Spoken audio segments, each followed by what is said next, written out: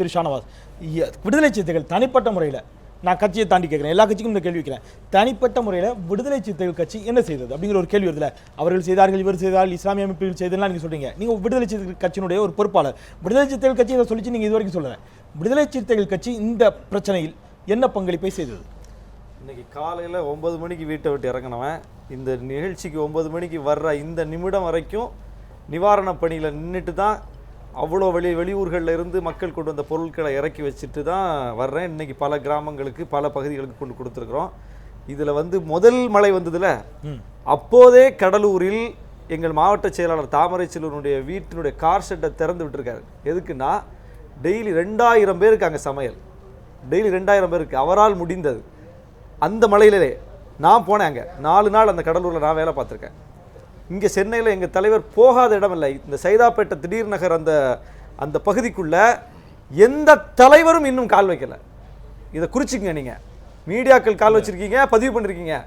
அரசியல் கட்சிகளை சார்ந்த தலைவர்களோ அமைச்சர்களோ இதுவரைக்கும் அந்த பகுதிக்குள் போனார்கள்னு ஒரு சூடு கிடையாது. அந்த பகுதி மக்கள் இங்க போன பகுதிக்கு நீங்க போகாம இருந்திருப்பீங்க. நீங்க போன ஒரு பகுதி, இந்த பகுதிக்கு அவங்க போல அப்படிங்கிறதுனாலயே இல்ல நீங்க இது பாதிக்கப்பட்டதனுடைய 100 விழுக்காடு பாதிப்பு. நான் சொல்றது செம்மஞ்சேரி, சென்னையில் பாதிக்கப்பட்டதுக்கும் பாதிப்பு வேற, செம்மஞ்சேரி பாதிப்பு வேற.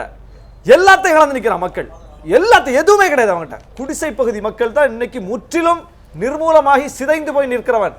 அவனுக்கு தான் முதல் கர நீளணும். ஏன்னா அவன்கிட்ட எதுவுமே கிடையாது, எதுவுமே கிடையாது. அவன்கிட்ட முகாம்கள்ல தங்கி இருக்கிறான். நீங்க ஒரு குடியிருப்புல நீங்க 6500 குடும்பம், எங்க செம்மஞ்சேரியில் 6500 குடும்பம், எத்தனை தலை எண்ணிக்கை நீங்க கணக்கு போட்டுங்க. அப்ப எவ்வளவு பேரு? நீங்க 500 பேருக்கு ஒரு தன்னார்வலர்கள் எடுத்துட்டு வருவாங்க, 1000 பேருக்கு சாப்பாடு எடுத்துட்டு வருவாங்க.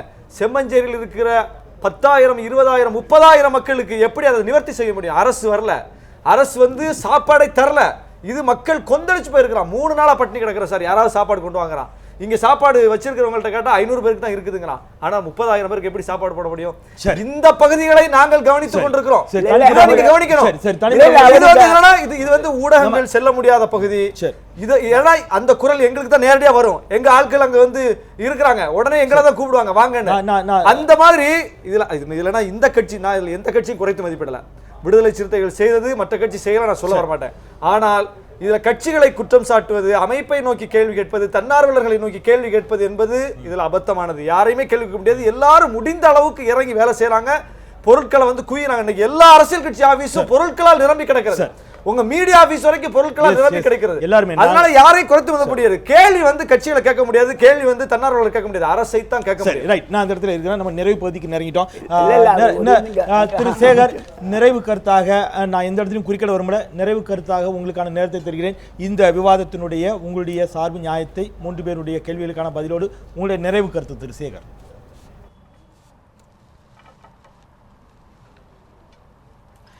நான் இந்த விவாதத்தினுடைய ஆரம்பத்திலேயே உங்களுடைய தலைப்பிலே நீங்கள் என்னை கூப்பிட்ட பிறகு நான் எடுத்த முடிவு, எந்த கட்சியிலையும் குற்றம் சொல்லுவது, அந்த லாவணி பாடுவது என்கிற விஷயத்தை நிச்சயமாக செய்யக்கூடாது என்கின்ற முடிவோடு. காரணம், நாங்கள் ஃபீல்டில் இருக்கோம்.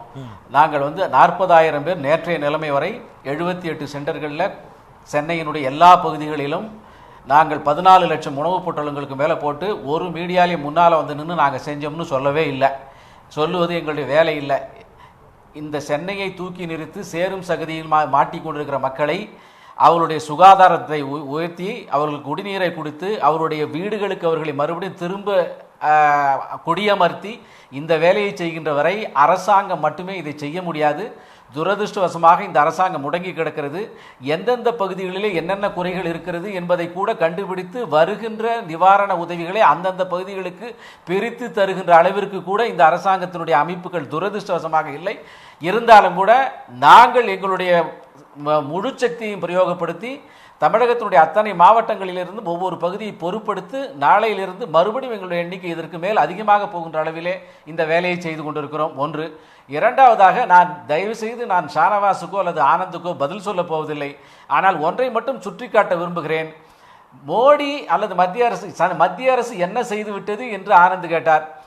இந்த தமிழகத்திலே இந்த வெள்ள நிவாரணம், வெள்ள புயல் வருகின்றது என்கின்ற தெரிந்த உடனேயே 2ஆம் தேதி காலையிலே மிகப்பெரிய சீர்கேட்டை நோக்கி இந்த சென்னை போயிருக்கிற போது 2ஆம் தேதி மாலை 3 மணிக்கே பிரதமர் இங்கே தமிழகத்துக்கு வந்து சென்னைக்கு வந்து என்னென்னலாம் செஞ்சார் என்பதை நாடறியும். 2 லட்சம் இது பாதிக்கப்பட்ட உயிரிழந்தவர்களுக்கு 2 லட்சம், பாதிக்கப்பட்டவர்களுக்கு 50,000. அது மட்டுமல்ல, 1 வார காலத்துக்கு பிஎஸ்என்எல் ஃப்ரீ, பேங்க் வந்து வீடு தேடி வரும், ஞாயிற்றுக்கிழமை லீவான பேங்க் திறக்கும், ஏடிஎம் வரும் என்று பல்வேறு விஷயங்கள், வாட்டர் பாட்டிலேருந்து இதெல்லாம் நான் அடுக்குவதற்கு தயாராக எல்லாம் தெரிஞ்ச விஷயம். ஆக ஒரு எண்ணத்திலே சுத்தமில்லாத ஒரு காழ்ப்புணர்வோடு பிரிஜுடியூஸோடு சொல்ல வேண்டும் என்கிற குற்றச்சாட்டுக்கு பதில் சொல்ல முடியாது. திரு சேகர் நிறைவு கருத்துறதுனால இந்த கேள்வி மட்டும் இணைத்துக்கொள்ளுங்க. திரு சேகர் இந்த கேள்வி மட்டும் இணைத்துக் கொள்ளுங்கள். இந்த கேள்வி இணைத்துக் கொள்ளுங்கள். ஸ்வச் பாரத் தூய்மை இந்தியா திட்டத்தின் மூலமாக திரு சேகர் தூய்மை இந்தியா திட்டத்தின் மூலமாக அந்த திட்டம் தொடங்கி வைக்கப்பட்ட பொழுது நடிகர்கள் நடிகைகள் எல்லோரும் குப்பையை அள்ளுவது போன்ற புகைப்படங்கள் காட்சிகள் ஊடகங்களில் பெரிய அளவில் வெளியாகின. இன்றைக்கு சென்னை மொத்தமுமே குப்பை காடாக இருக்கிறது. சேற்றில் கால் வைக்க இயலாத நிலை. துப்புரவு பணியாளர்கள் மிகப்பெரிய அளவில் சுகாதார சீர்கேட்டிற்கு உள்ளாகி இருக்கிறார்கள். மிக மோசமான நிலையில் அவர்கள்தான் அந்த கழிவையும் குப்பைகளையும் மலத்தையும் அவர்கள் அள்ளி கொட்டி கொண்டிருக்கிறார்கள். இந்த ஸ்வச் பாரத் தூய்மை இந்தியா திட்டத்தின் கீழ் குப்பைகளை அள்ளிய கரங்கள் இந்த மனித கழிவுகளையும் சாக்கடை கழிவுகளையும் இந்த சுத்தம் செய்யப்படாத கால் வைக்கவே அருவருக்கத்தக்க வகையில் இருக்கக்கூடிய கழிவுகளை அகற்றுவதற்கு அந்த கைகள் நீளுமா அப்படிங்கிறதா ஒரு கேள்வி. நீளுமா?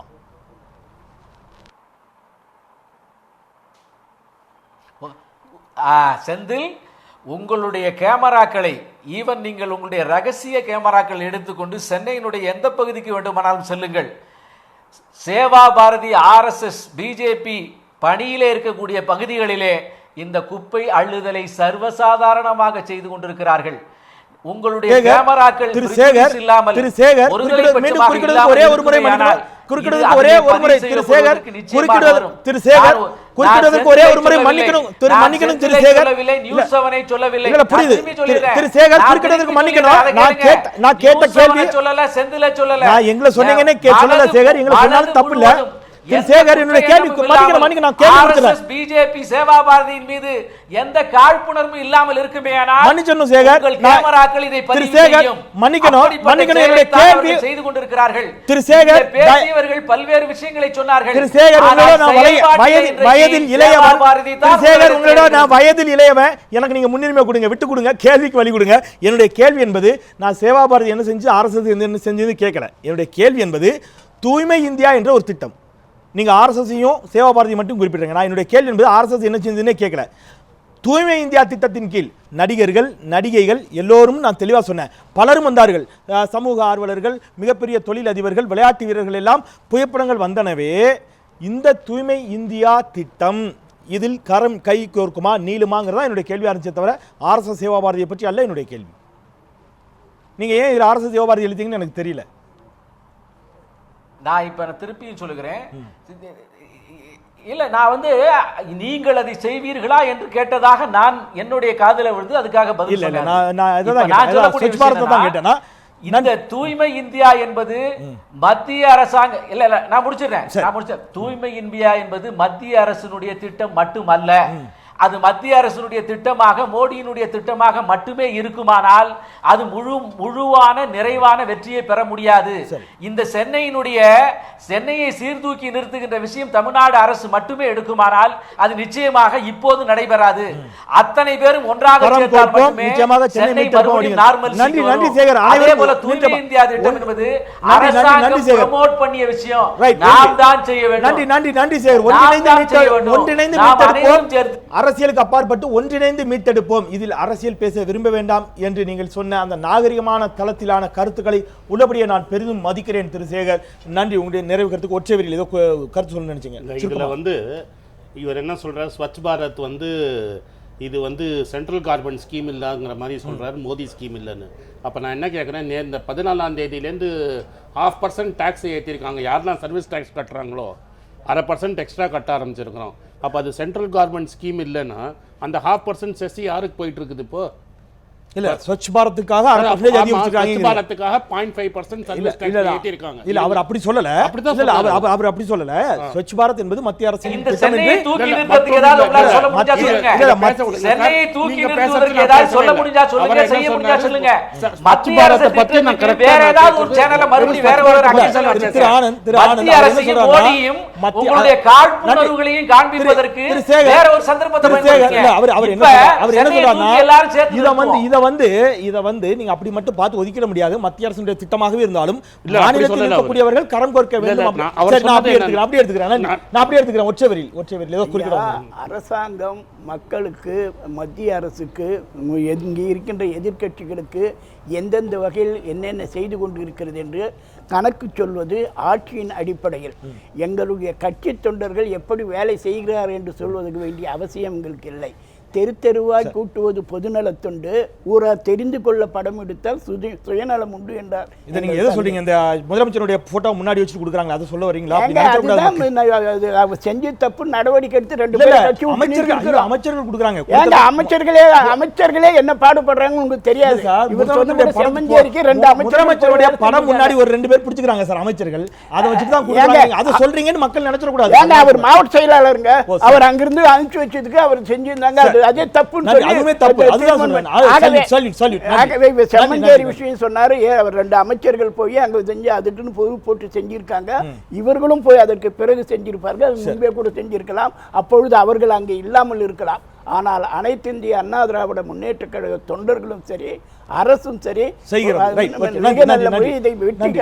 வெளியே வரும். இந்த இடத்துல வேற சில விஷயங்கள் ஏதாவது பதியணும் அப்படிங்கிற பட்சத்தில் முகநூலி தொடர்ச்சியாக பதிவு செய்யப்பட்ட அந்த மதங்களை கடந்த மனிதனைங்கிறத டிசம்பர் 6 பெரிதாக பதிவு செய்தார்கள்.